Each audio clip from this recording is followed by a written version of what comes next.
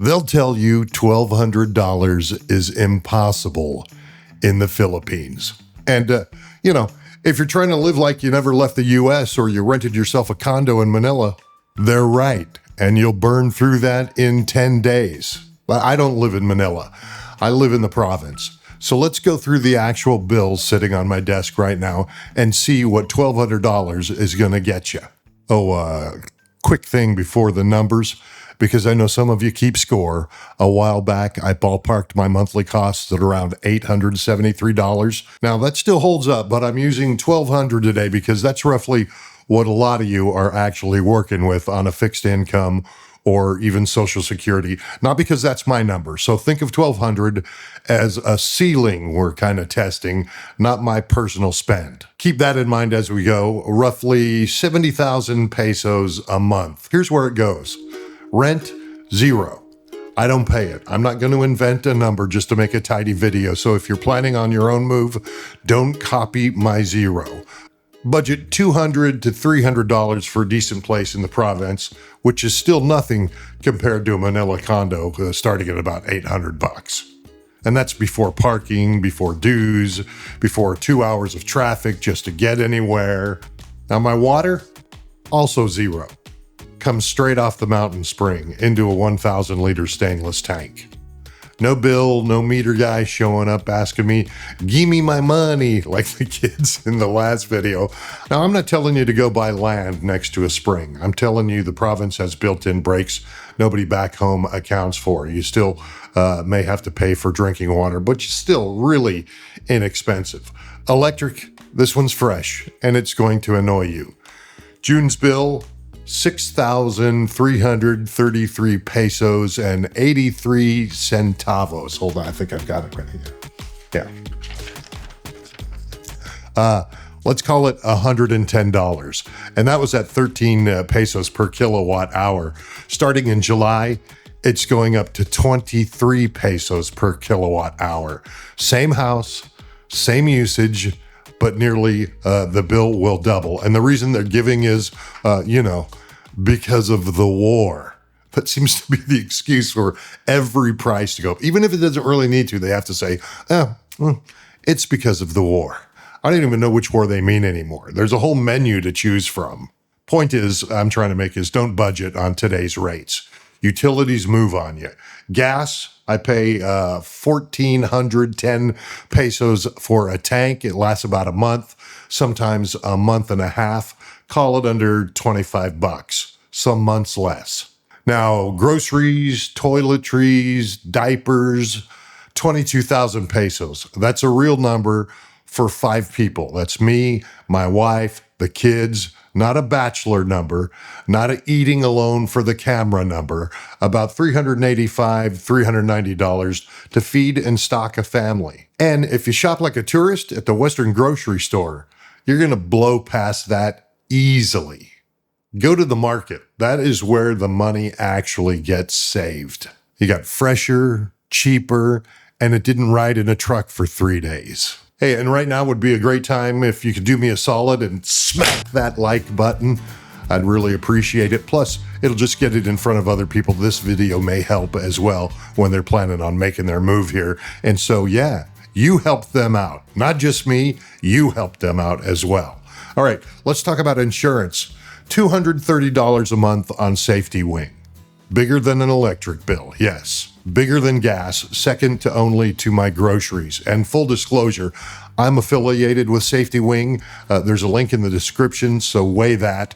I'm not going to just show you the one that I get paid on occasion, though Pacific Cross is worth a look too. It's local, international, hybrid, based here, and their Blue Royal plan actually takes people over 65, which a lot of purely international insurers won't touch. Speaking of, I keep seeing once you're 70, you can't get private insurance in the comments. I see that in the comments like it's gospel. Half true, okay? Now, Safety Wing specifically cuts you off exactly at 70, hard stop, that's it. But private insurance in general, Cigna Global runs senior plans with no upper age limit. Join at any age, stay as long as you want. But of course, you're just going to pay a lot more for it, several thousand a year instead of $230 a month. So it's not insurance disappears at 70, it's insurance gets expensive and your options definitely shrink. And that's a different problem. It's plannable. So compare a couple of options yourself instead of taking my word for any of them. So add it up. Electric, gas, groceries, insurance, and you're already past 750 of the 1,200 before I've even mentioned a trike ride or, a beer at the Sorry store, which brings me to the stuff that doesn't show up on a receipt at all. Trikes instead of Grab. It's pocket change. No surge pricing, no app canceling on you. And if you're like me, I can ride a trike anywhere in the city for 20 pesos. Before the war, it was 15 pesos, but 20 pesos, no big deal. Now, entertainment out here in the province, it's a basketball game over in the courtyard. It's not a mall. It costs nothing. Honestly beats anything a mall ever gave me. Now the part nobody wants to hear. Guys don't fail on $1,200 because the number's too small.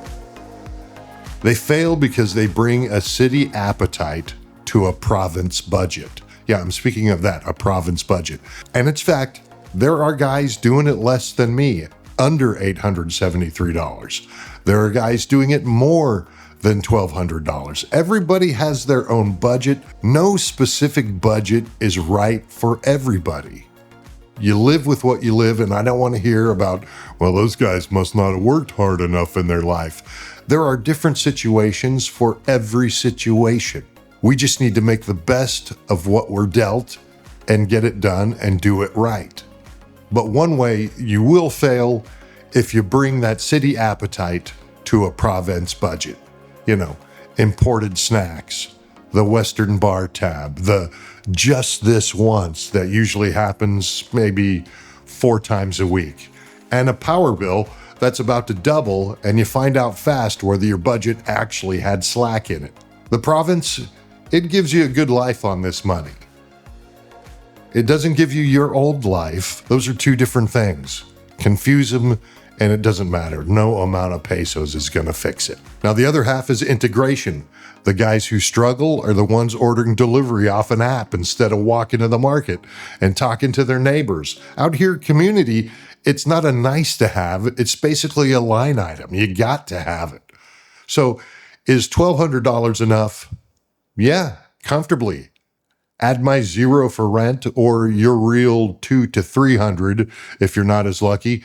And look, you're still sitting under 1,050. Yeah, which is exactly why that 873 number I gave you a while back never budged. Same reality, same guy, just showing you receipts this time instead of the ballpark. That's the honest math, not the thumbnail version. What's the one luxury you couldn't give up for $1,200 a month? Tell me in the comments. I read every one of them. And yeah, I'll rib you for it if it's a dumb answer. I won't. You do you, brother. That's all. Subscribe if you want the real numbers, not the influencer version of this country. Be excellent to one another. And remember, this is never about the Philippines. It's how you show up when you arrive. Thanks for watching the video. Have yourself an excellent day. Or, have the day that you want to have. We'll see you in the next one.